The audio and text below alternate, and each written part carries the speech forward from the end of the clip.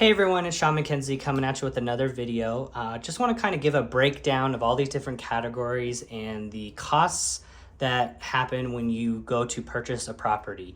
Some of the upfront costs, and then at the very end, the closing costs on top of your down payment. So we're going to go through everything, break it down. We'll also do percentages so you can apply this to any purchase price of any property that you're looking to purchase. So let's get started. So first we're going to do a purchase price of $300,000. So we just got accepted, everything got signed, and we're super excited. So now what's the money that you need up front? So the first money that you need to send to the title company is your earnest deposit. This is like your good faith money, and what opens up the escrow account. And if anything were to happen, my job is to protect that money at all costs and help you get that back. We can explain all the different situations of when you get that back and when you possibly don't, but that will be for another video. So typically in my contracts, when I write them up in offers that I write up for my clients, I put 1% of the purchase price. So 1%, that equals $3,000. So that's what you're going to need to send to the title company within 48 hours of being accepted. Now, if it's during the weekend, obviously the next business day is when we need to get that earnest deposit in. This also goes towards your down payment. So when we start kind of calculating these numbers right here, you can subtract that earnest deposit and you'll need to bring that additional money for your down payment. So let's get into the down payment. So there are three different types of loans, major loans, that I would say 95 to 99% of people use unless they're paying cash. There are definitely different loans out there. There's hard money loans and USDA loans and all that stuff. But these are the three typical loans that I see in most of my transactions. So a VA loan, really awesome loan for our veterans. They don't need to put any money down. They get a really good loan. They also don't have private mortgage insurance, which is really nice. But they do not have to put any money down in order to qualify, which is really nice. FHA loan, the minimum that you need to put down is 3.5%. Let me redo that so it looks better. 3.5% of the purchase price. That equates to $10,500. That is the minimum that you would need to qualify for an FHA loan, is $10,500. Then we get into the conventional loan, and your minimum down is $5,000 or $15,000. So those are your minimums that you need. And obviously once you deposit your earnest deposit, you can subtract that $3,000 from both of these. So $7,500 or $12,000 extra that you would need to bring to the title company in order to close. The next things that you're going to need up front are your inspection costs. Now, this is going to be a generalized range. Things can change up or down depending on the size of the house, the age of the house, if there's a pool. You can get a lot of things inspected, but typically what I see is people get the whole home and the pool if there is a pool, but the whole home and a termite inspection. And so that general range is between $400 and $600. That's a whole home inspection. The inspector will look through everything in the house, do a brief overview of a lot of the major items, and then we have all these other guys that will look deeper into those major appliances and items for the house. The roof inspection in Tucson is free. Every roofer will do a free inspection for you. Some of them go a little bit deeper into their inspections. That's just their different policies that they have.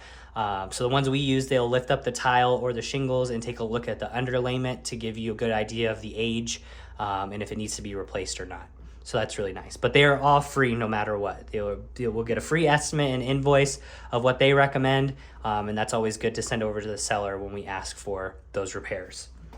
The AC system, the people that we use, is between $99 and $129.